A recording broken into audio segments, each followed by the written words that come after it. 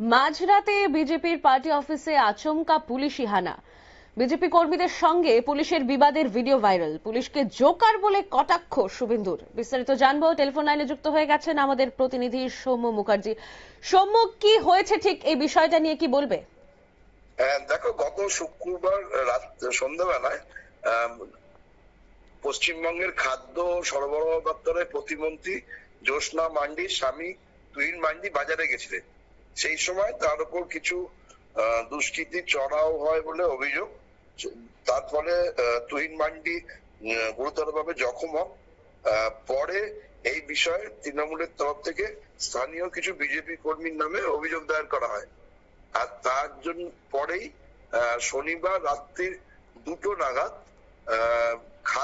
বাঁকুড়ার খাতড়া ও বাঁকুড়া পুলিশ স্টেশনের অফিসাররা বাঁকুড়ার যে জেলা বিজেপি পার্টি অফিস আছে সেই পার্টি অফিসে রাত্রি 2টোর সময় হামলা চালায় বলে অভিযোগ, এবং বিজেপি পার্টি অফিসের তালা ভেঙে, দরজা ভেঙে তারপর বিজেপি পার্টি অফিসে ঢুকে তল্লাশি চালাতে শুরু করে।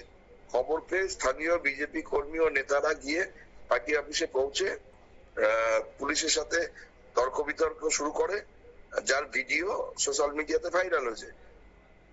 আজকে রোববার দিন সকালে বিজেপির নন্দীগ্রামের বিধায়ক ও পশ্চিমবঙ্গের বিরোধী দলনেতা শুভেন্দু অধিকারী ভিডিওটি পোস্ট করে তীব্র নিন্দা করেছে পুলিশের। ভিডিওতে দেখা যাচ্ছে যে বিজেপি পার্টি অফিসের মধ্যে একদল পুলিশ আধিকারিকের সাথে বিজেপি কর্মীদের তর্ক বিতর্ক হচ্ছে। দু একজন পুলিশ কর্মীকে বিজেপি কর্মীদের ধাক্কাধাক্কি করতেও দেখা যায়। আর এই ঘটনা উল্লেখ করেই শুভেন্দু অধিকারী তীব্র নিন্দা করেছে তৃণমূল সরকারের। তার অভিযোগ যে এইভাবে কোন রকম কোন সরকারি অর্ডার ছাড়াই কিভাবে পুলিশ এসে বিজেপি পার্টি অফিসে এভাবে হামলা চালাতে পারে। যেভাবে ভাঙচুর চালানো হয়েছে তাতে চোর বা ডাকাতের মতো পুলিশ এসছে। এইভাবেই বিরোধীদের কণ্ঠরোধ করার চেষ্টা হচ্ছে রাজ্য জুড়ে। তৃণমূল কংগ্রেসের লোকজন, অনুব্রত মন্ডল যখন বোলপুরের আইসি কে মা স্ত্রী তুলে ধর্ষণের হুমকি দেয় তখন পুলিশ কোনো ব্যবস্থা নেয় না। আর সেখানে পুলিশ নিরীহ সাধারণ মানুষ এবং বিরোধী রাজনৈতিক দলের কর্মীদের উপর মাঝরাতে এসে কোন রকম সরকারি অর্ডার ছাড়াই তল্লাশি অভিযানের নামে অত্যাচার করছে। এই ধরনের ঘটনা পশ্চিমবঙ্গের মুর্শিদাবাদ থেকে মহেশতলা সব জায়গাতেই ঘটছে। সব জায়গাতেই হিন্দু লোকজনের উপর অত্যাচার করার চেষ্টা করছে তৃণমূল সরকারের পুলিশ।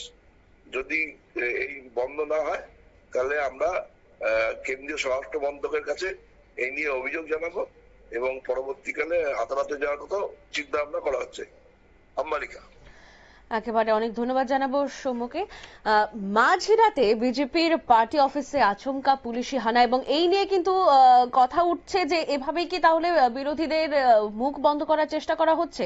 কারণ এইভাবে কোনো রকম সরকারি কোনো নির্দেশ ছাড়া বিজেপির পার্টি অফিসে রাত 2টোর সময় পুলিশি হানা কেন হবে এবং এইভাবে কেন অফিস ভাঙচুর করা হবে, এটা নিয়ে কিন্তু প্রশ্ন উঠছে, এবং আগামীতে সেটার কি সমাধান হয় সেটাই কিন্তু দেখার বিষয়।